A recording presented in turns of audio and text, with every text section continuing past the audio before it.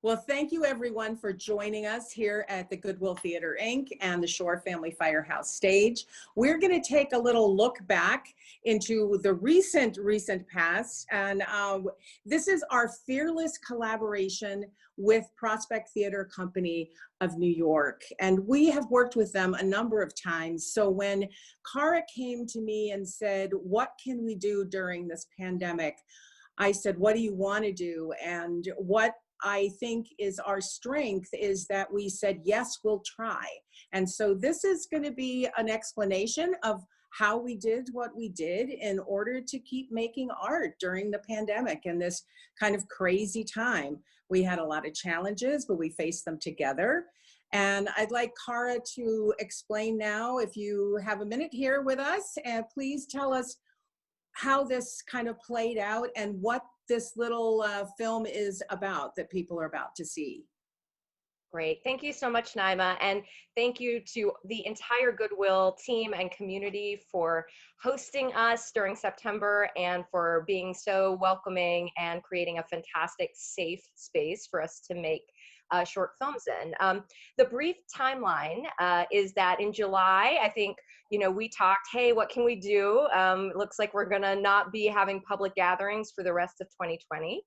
And came up with this idea of filming some short musical theater pieces, original works in the Goodwill Theater and the Firehouse stage. And basically during July, we started the process of commissioning 4 short films expressly to be performed and captured at the Goodwill. And then those were written during August. We did a site visit during August. We did the planning. Then we came up for 3 weeks in September. And, we had a lot of safety procedures in place. And over the course of those 3 weeks, we had a resident group that was there working on all the projects. And then we would bring artists up for 3 days at a time. And they would have all, had their COVID tests, and then we'd shoot these films, and then everyone would go home and the next group would come in. So that was our process. And basically the film you're about to see is behind the scenes, and it was extremely busy, but whenever I could, I took my cell phone camera or my handy cam, and some of the footage is yours as well. And we, went around behind the scenes and interviewed people and tried to capture a little bit about what this process was like. So we hope that everyone enjoys getting that sneak peek behind the scenes.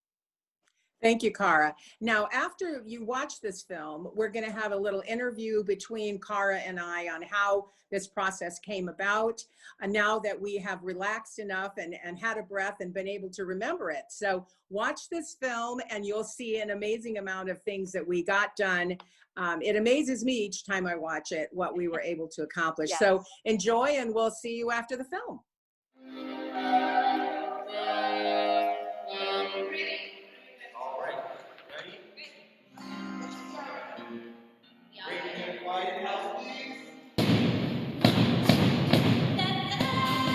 We're Bandits on the Run. We're a band and a bunch of actors from Brooklyn, New York. You can see here that we are filming this radio, and the idea is that we're gonna be able to see the sun going down and the magical radio coming up. It's been a wild ride. Yeah, it's been so much fun. We've just been running around all over this space. We were just talking about how it's crazy that 6 months ago we were writing songs about radios, and then we got the chance to write a whole play about it. Yeah, it's really incredible. Hi, my name is Serja. I am the director of the band The End of the World. Over there is the offices of the Goodwill Theater, the Firehouse building, which is our nerve center, and then in here is the Goodwill Theater proper, the historic building, and in just a minute we're going to go inside. The opportunity to be able to make work during the pandemic is really, really special, and I actually think that Prospect Theater is so ahead of the curve in terms of thinking ahead to what we're going to be creating during this time. Prospect Theater Company has really given us the opportunity to bring back that theatrical community, which I think so many of us are hungry for. We had a full design team, a full company of actors, producers. I think we've made something that I can't really put into a box, which I think is cool. It's like a whole new experience of music and visual storytelling. To be doing a theater piece on film in a theater, in the Goodwill Theatre in particular, is just like... And it's got this old beauty, and it's like gritty and gorgeous at the same time. This building has been well loved over the years, and that there has been a lot of exciting endeavors that have happened just behind these doors that are now boarded up, and we're excited to be bringing life back into it, excited to be bringing the performing arts back to the Goodwill Theatre. Y'all are visionary. Yes. Yes, the Vision series. Yes. How about our nurse, by the way? Oh my God, yes! Thank you. Thank you. Under the nail beds, everybody. Yeah, wash your hands. Wash your hands. Yes. Do the elbows sometimes.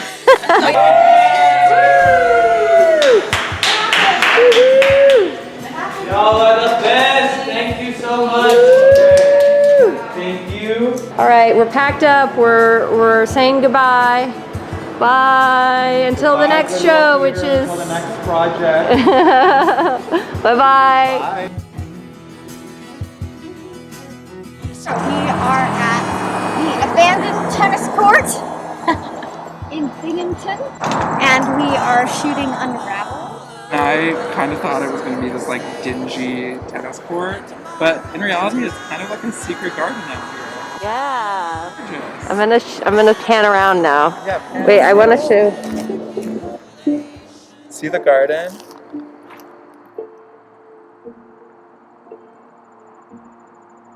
What were you guys doing all day? All day? I was in the basement of the theater installing, like, it feels like hundreds, but it really is like 24 lights into the floor. So when they kick on, they have like a blast of light through the ground. And then we had a bunch of haze and it looked really awesome. Okay guys, this is a hazer and I'm down here in the basement and I'm gonna be fanning the haze through the holes in the ceiling because they're filming upstairs. Post speed, take 2, Mark. I'm fanning. Can you see me fanning?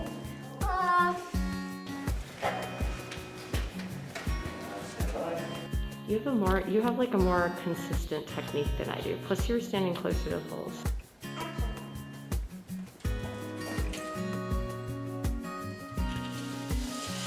It's been a whirlwind 3 days, but so rewarding.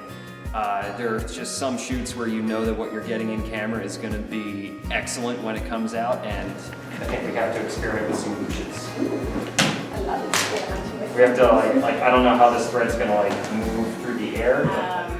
It was just incredibly fun and challenging and scary, spooky. The Goodwill Theatre really provided that setting that we needed for us, and it was a really special opportunity to use such a beautiful space in a non-traditional way. I direct and choreograph musicals, and also I have my own dance company, Thistle Dance, and we are so happy to be partnering with Prospect. In the house of the Goodwill Theatre, you had a scene there, and then I later on shot a scene below the house, and that moment was really special, and that was also thanks to Adam's lighting. It was such a beautiful moment where you're dancing and the lights are projecting up through holes in the floor, and then when I, later on below the theater, they're projecting back down. And it's this moment where you could really, I felt connected to you, watching what you did and then going on and doing the same thing below where you were. It's nice to have an editing eye while you're directing and while you're choreographing, because it helps you to kind of sequence for when you're editing and make sure you have those cuts and those moments that you were really searching for. Kristen Sandler is a damn genius, and she's going to take the arts world by storm, so watch out. I thought the car shoot was like some groovy film thing, you know? Or then I found out it was a talisman. The car shoot, yes. I've just had the privilege of bringing Belva Lockwood, a circa 19th century forward-thinking woman, onto the set of this incredible and yet old and out of use theater. I was just a part of the Belleville Lockwood musical, which was super exciting. I am the music director, and I also played the role of Clara, who comes as an emissary to come ask Belva to consider running for president. She paved the way for women even today. We lost Ruth Bader Ginsburg last Thursday, and so I've chosen to do my interview under her portrait. I just love the image of her riding out into the night like Don Quixote tilting at the windmill on her tricycle in pursuit of this impossible quest. We get to celebrate the strong women of our past who are such an inspiration now and hopefully continue to be an inspiration, especially as we bring some of them more to light from where they... It would still be a blueprint for the next girl. 5 cents a miracle, come on, give it a try. If Peter walked on water, why can't I? Well, I'm just so happy to have gotten to do theater during this time. I'm so grateful to Prospect Theater Company, to the Goodwill Theatre for hosting us and for letting us be creative and to play with each other. It's something that I've honestly truly missed, is this amazing collaboration and the creation of new art. And so I feel so fulfilled. Be able to figure out a way with resilience from Prospect Theater Company and Cara to figure out how to create something in this time with people has been a really cool experience, and to feel as safe as I felt in that process while still getting to be as creative and playful as I've always gotten to be in shows. Really creating a musical for film, you know, where there is no audience here. And so kind of finding a way to give the viewer sometimes what an audience might see, and then other times, you know, close-up shots and things that are a bit more cinematic that they wouldn't see, and how can we kind of marry those together. So I'm really excited to see how it turns out, because I think what we've captured is we feel like we're in a theater and we don't feel like we're watching a movie, and we've kind of maybe captured that like magical feeling of watching people live in a space. It's been a really cool experience, and that theater is unbelievable. I remember we walked in the first day and just were floored. First of all, being back in a theater, and then to see this one in particular, how it just felt like we were in some amazing creative space that just had such a good energy.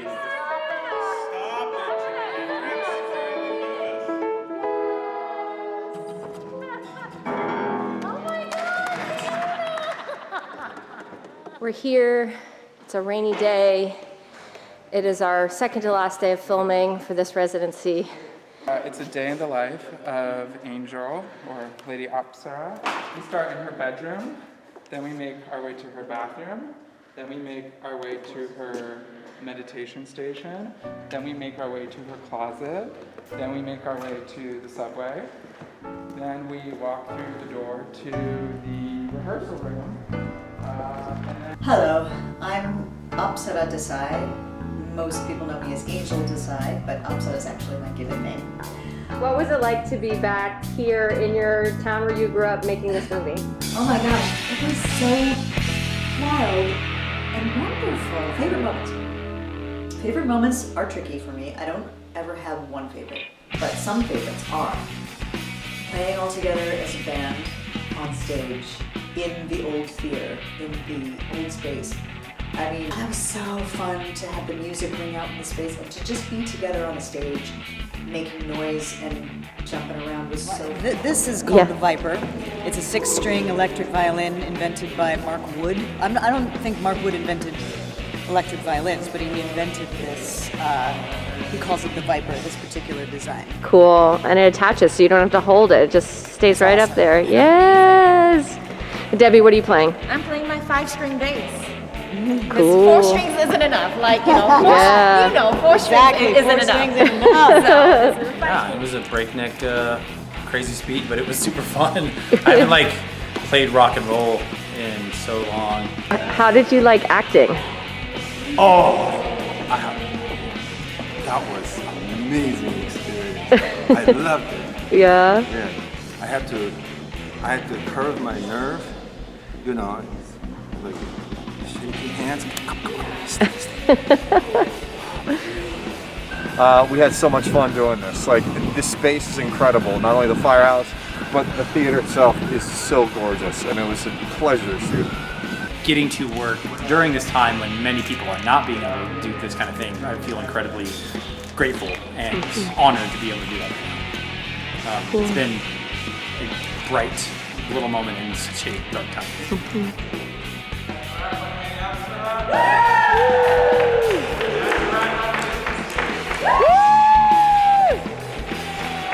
Realize how much I miss what we do until we got to do it again. And I know that sounds a little cliche, but I have felt so safe with you all. I felt like I've gotten to learn with you all. I felt really taken care of by you all in this whole process. I haven't been this happy in so long. I've gone to bed so tired the past couple of days, but it feels so different from the kind of tired that I've been going to bed the past 7 months. So thank you all for making me that tired. And thank you all for being willing to be that tired together.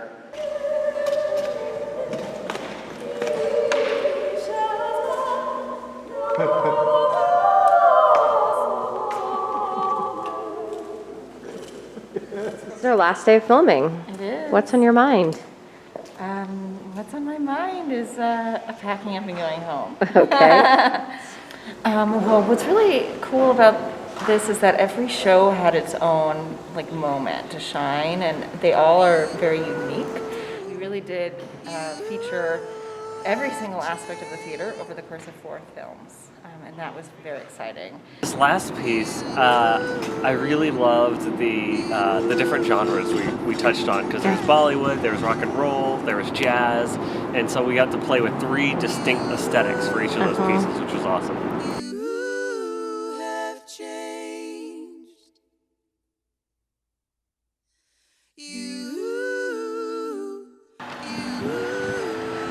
This is our last day here, and so just heading into the theater for our final day of shooting. Ooh, it's hazy again. Haze makes all the difference. It's kind of warm in here. Look at that beautiful stage. She's glowing. She's glowing. Yes.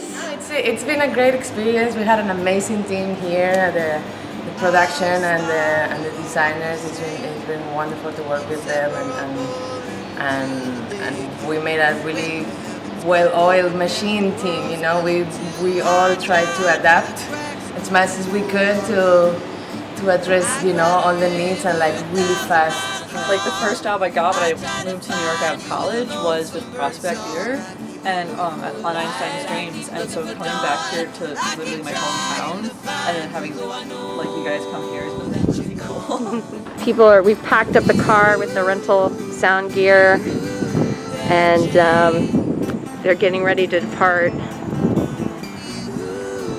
All right. Bye. How can you come back someday? You have changed. I still feel like you're hanging around, like I could get in a wagon and find you somehow. But as fast as I ride or as far as I go, you won't be next to me singing to the radio. They say when the flood comes to ride the waves, you'll be lost at sea for days and days. Well, I've been adrift and I'm not giving up, but it's getting so hard and I miss you so much. You have changed.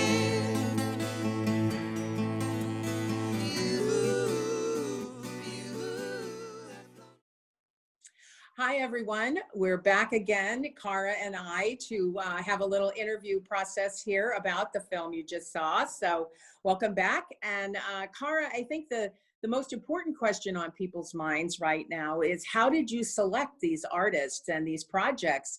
How did they get to be the lucky 4 that got to come up to Binghamton? Yeah, well, I am very grateful to the Prospect community, because over the more than 20 years that we've been making musicals, we have met a lot of really incredibly talented artists. So the process of selecting these films, maybe just to go backwards really quickly, I was looking for people that I thought would, first of all, people whose work I admired as creative artists, number one, but people who I thought might have the right creative bent to kind of just dive in and make a piece, under some very tight parameters of time and space and when this could be filmed at the Goodwill. So, Angel Desai, the last piece that we saw the last piece that we filmed in the behind the scenes video, because she grew up in the Binghamton area and she was someone that we had worked with, I reached out to her very early on, and then with her partnership, we put together the creative team for that project. So that was sort of a go-to first call.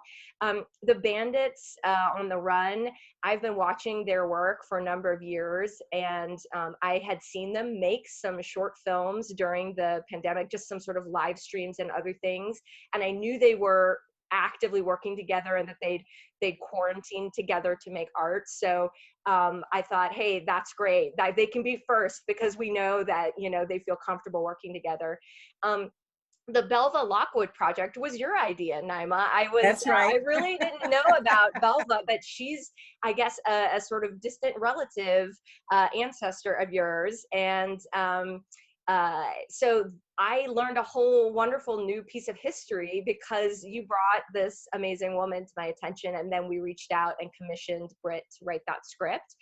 And Unraveled, that was really fascinating because we actually had this strange window of time where it was between two other projects and we weren't quite sure what to do. And so we decided to do a project that started with the space and the building and all of these really spooky places that most audiences wouldn't get to see. So that piece was one that actually had a script that kind of came after the idea that we were going to film with our designers in the space and really take full advantage of the architecture. So each of these 4 projects, they were all artists that had worked with Prospect before, but each of the directions of how we actually commissioned those pieces was very different. Yeah, I think it was all an adventure for everybody, with a group of people that you managed to find that were all willing to say yes. Yes. And I think that's an important element and something that I think artists bring to the table whenever there's a problem. Artists are problem fixers and innovators by nature. And so while it was scary and crazy time, it was also a time to say, well, we'll try. And I think that's what we were all willing to do, was saying, yes, we will try to do this. And I'm just amazed at what was really accomplished. I thought it was all very, very cool. But however, with the yes, we'll try comes the challenges and the incredible responsibility for people's health and also the responsibility and challenges of doing things quickly and efficiently and pulling it off in 3 weeks. So what was your greatest challenge in creating these films? Oh, well, I think, one thing is that I keep telling people I basically made a crash course film school for myself. And I agree with you that, everyone who approached this project, we were, for the most part, by and large, not people who had any experience making films. And perhaps that is why we naively went into this process going, hey, we can do this. We're just going to put on some shows and then film them. And so for me, I think, it was an incredibly ambitious timeline and an incredibly ambitious amount of work. When you add up, the length of the films that we produced, it's over an hour of content. In the end, we set out to create 10-minute films, and they almost all went over that. So, we basically, and an hour-long film is nothing to sneeze at. So, we did a lot of work very quickly, and also I was a little bit, I underestimated the post-production time. So I would say, the greatest challenge was just, figuring it out on that timeline. Like if we had had a little bit more of a relaxed timeline, it would have been a little more fun and a little bit less frantic. But in retrospect, I have to say I feel so incredibly lucky that you said yes as well, and that we were able to dive into this partnership, because looking back at it, the time frame in which we filmed these pieces, you know, it was one of the low dips in the COVID positivity rate for the state and for the nation. And I think if we had waited even, you know, a few weeks later, it would have been so much harder to feel comfortable assuring, well, you know, you can never really assure anyone's safety, but like, I think anxiety would have been a lot higher than it was. And so of course the other big challenge, I know you said one, but the timeline, and also navigating all of the scheduling of the safety and the testing, and figuring out how that was going to go. Well, I think we both agree that we could not have done this without the help of UHS locally. Absolutely. That were willing to step up to the plate and take on the responsibility that was required by the SAG contract, that we needed to have the health provider help to design the safety. And many of the artists in the films, they have said how safe they felt with their private areas and their all of the different protocols and the trainings that were put in place, and that they felt very safe. And we did have that sweet spot of people were frightened and frustrated, but then there was this lull, so they were willing to come and try this. And then later, you know, things changed a bit, and then more people were doing things. I think we also jumped in at an early time, which also helped. Because maybe our naivete kept us going, because you know, that was, here we go, we jumped in and let's just make it work. It's kind of like a marriage, really, you know. It's just like, we're gonna make it work, we're gonna stay together, yes, we're gonna compromise, we're gonna get it done. But the safety protocols, as I say, were incredibly important, and I think it made me feel really good that everybody did come through this with the level of safety that was there.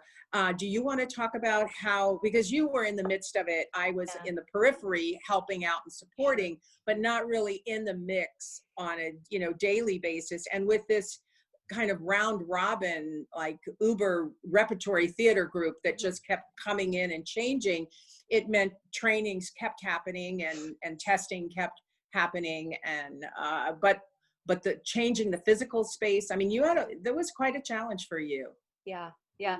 Well, there were a couple of amazing things. And first of all, just to echo what you said, UHS was incredible in stepping up to the plate. And, you know, they provided us basically a full-time RN for 3 weeks, who could be our point person to interface with their testing system and to come and do trainings, and to basically make everyone in our world feel that they were supported, that if they had a question or a concern, they knew exactly who to call, who had access to the top level doctors in the region.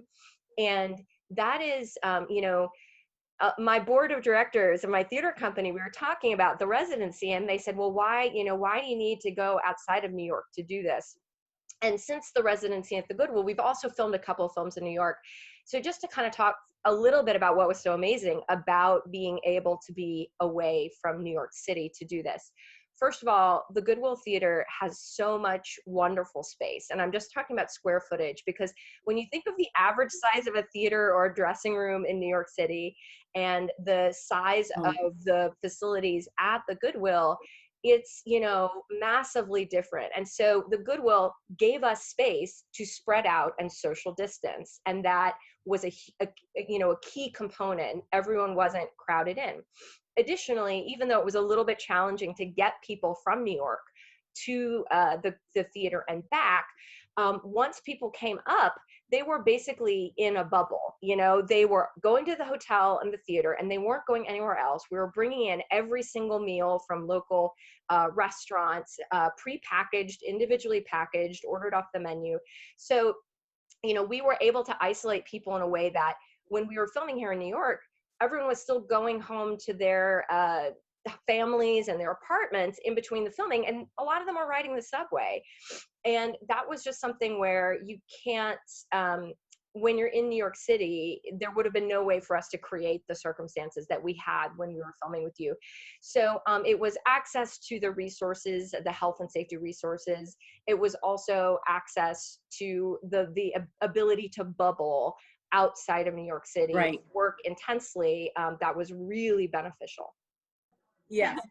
We also lucked out with the weather, so we didn't really have any rain, and we also people were able to eat outside, as you saw in the film, and we, as you said, we spread out all through the firehouse itself with props, and the production people were away from each other, and when the cast was able to rehearse, they could rehearse in the firehouse area, which I think offered an additional space. And you're right, one of the things that we do have is the luxury of square footage. So while it hurts us to heat it all the time, and things like that, and it's a challenge.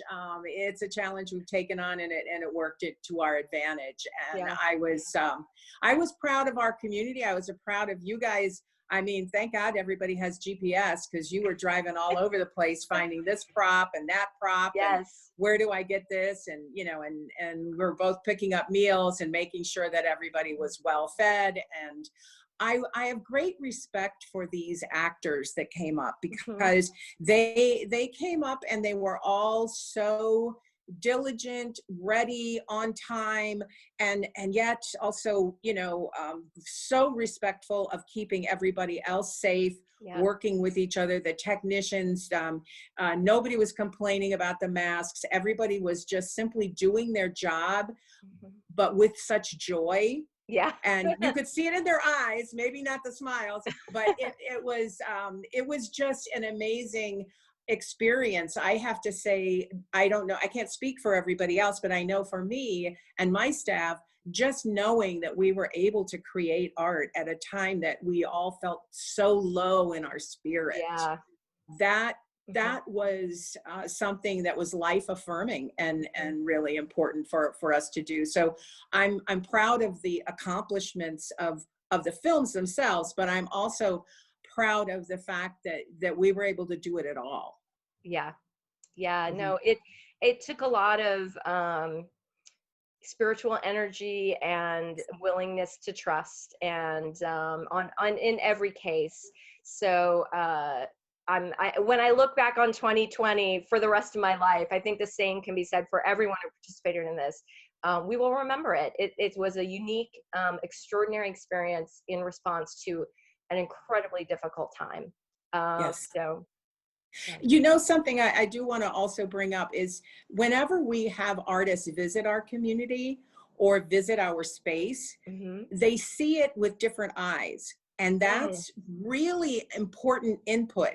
And so when you use our space in these interesting ways, like going underneath in the basement of the theater and shooting light up through the floor, I mean, that's, we just see it on a daily basis. It's just a floor to us, got holes in it.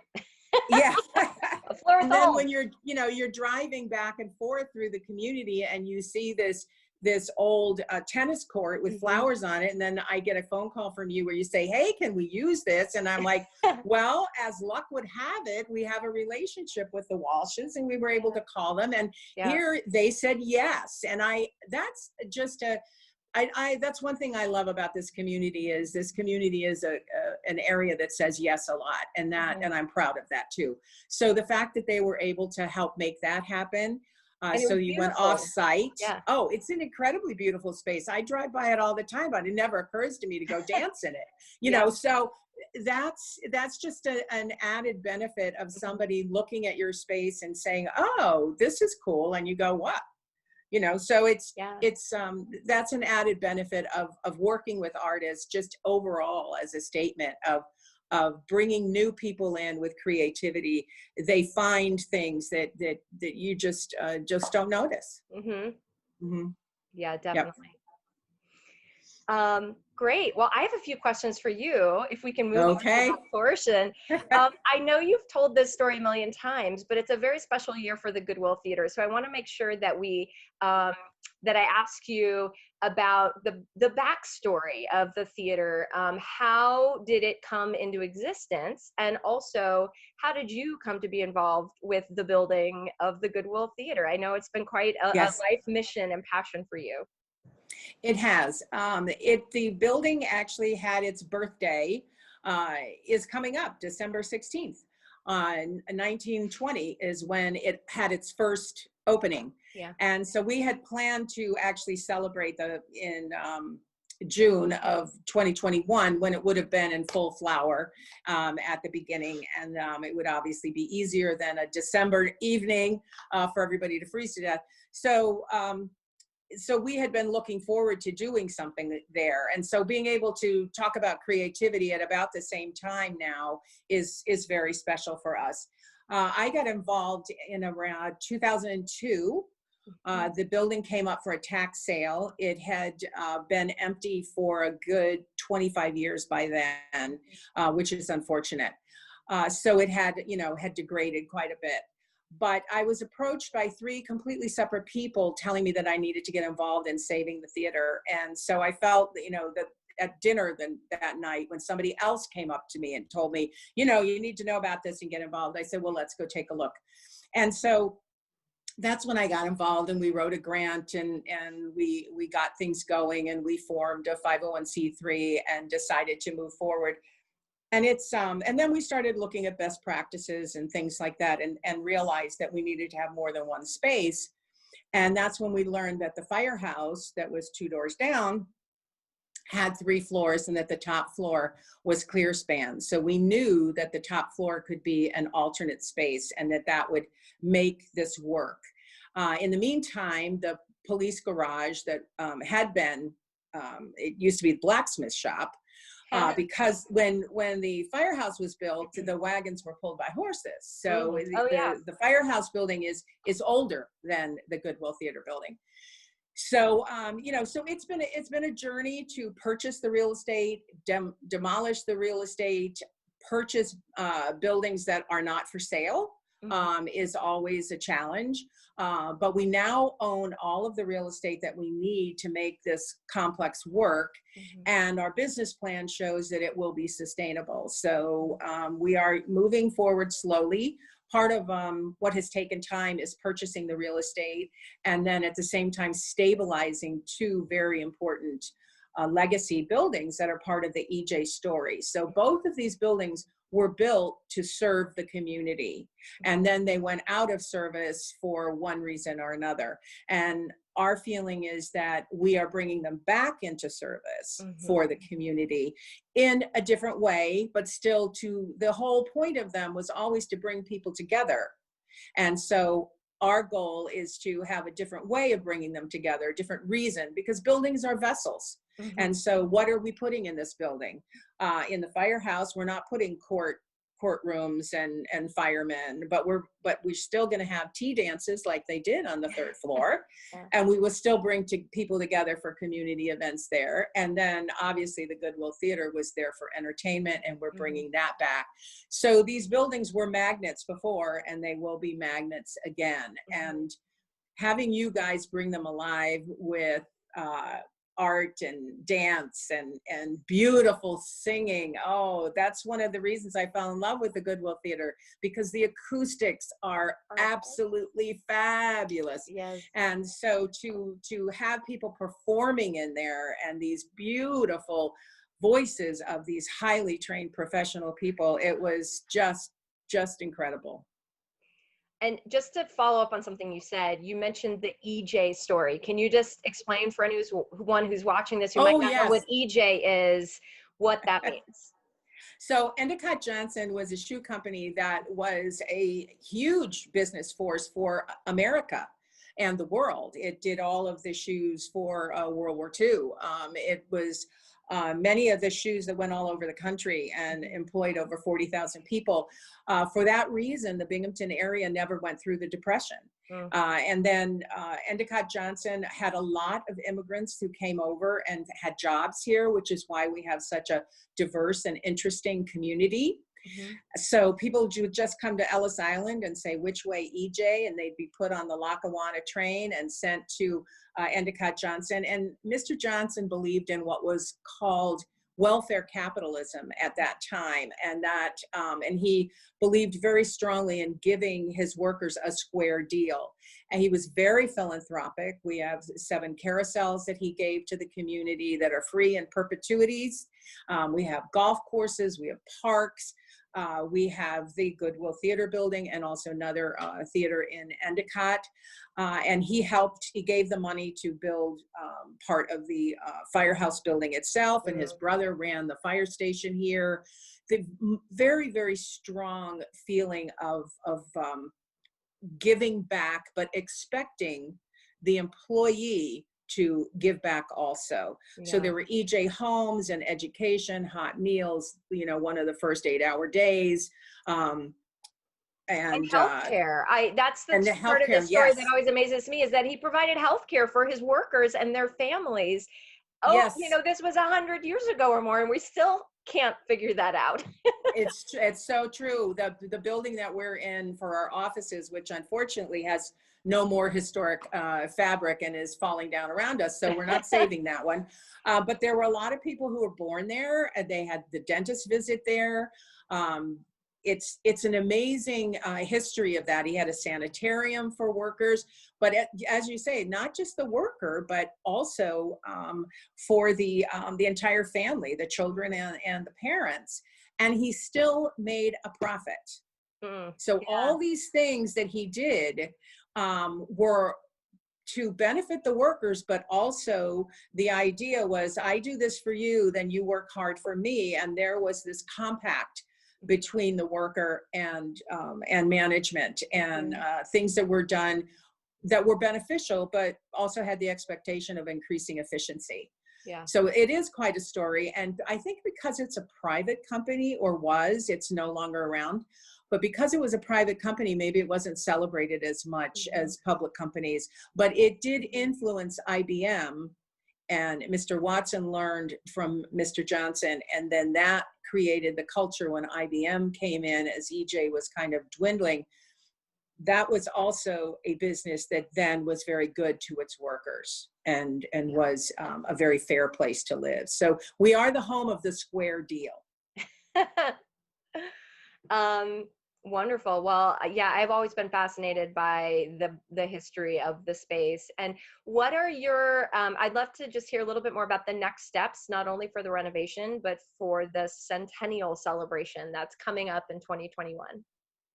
Well, we're hoping to have, we're hoping to be able to perform. So that's, let's go with step one.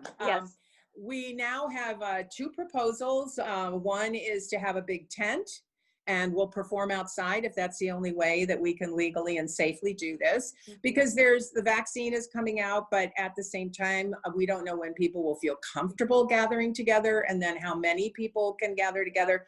So we have one plan for a big tent, and then we also have a plan for putting in new windows on the first floor of the firehouse. So you would come in and watch a show, and the windows will be open, so there'll be an exchange of air. So we've got 2 plans going that will allow us to have performance. We definitely are going to have a premiere of Ghost Factory, which was another collaboration a couple years ago that inspired Bridgman Packer to put together a dance, and they have interviewed a lot of people in the community that were involved in Endicott Johnson, and also with their feelings for the future of Johnson City.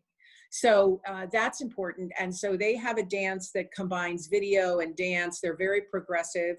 And so they want to perform that. We are going to have a vaudeville show, because after all, that's what used to perform in the Goodwill Theater itself. We'll always have music.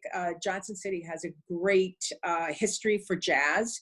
And so we've kept jazz alive in Johnson City. So we're hoping to have a big weekend or 2 weekends of entertainment, but also bring in wellness. Mr. Johnson was very strong, as I kind of mentioned or alluded to before, in the providing the medical, but also a lot of these things for having a hot lunch, being able to get fresh vegetables, having this 8-hour workday, having recreation, having the cathartic response to art. All of these things made his workers well, and so they didn't miss work. So it was also a way of having an efficient workplace. So health and wellness is a big component of his philosophy. And so we have partnered over the years with Lourdes and with UHS. And so we want to add a component of a wellness situation. And we did create a master plan for a health and cultural district. So these plans will also incorporate some ways where arts play a role in wellness. Yeah. So that's kind of our plan. That sounds fantastic. And this is a little bit of a sidebar, but I think it brings the lens out just as a place to sort of end our conversation on. I got to go to Greece for the first time last year and go to the theater at Epidaurus. And the thing that I didn't realize is that those theaters were built as part of wellness centers in ancient Greece. Yes. They would build a hospital, and next to the hospital, they would build a theater because they knew that people who were healing needed the arts to be able to recover. So anyway, that's very moving to me, and I'm so happy to see that you guys are doing that right there in the community, and we're glad to be a part of it. Well, and it's actually, you know, so fitting that you came at a time of illness, and we created art, and as I say, it's maybe it sounds hokey, but I got to tell you, you guys doing all this, it healed our souls. So thank you. I think it was very healing for many people, and it gave us hope in this time. So I hope that people who watch this, people who are watching the films, will see that there is a way forward, and we'll all be looking forward to getting back into the Goodwill Theater and attending your festival for the celebration in 2021. Yes, and whenever somebody comes up to you with an idea, just say, yes, we'll try. Yes, we'll try. Yes. We'll try. Yes. Great. Well, thank you to everyone for being part of this. Thank you again, Naima. This has been a real joy and a highlight of 2020. Right, and we'll keep collaborating. Absolutely. We got it. Yeah. Yes.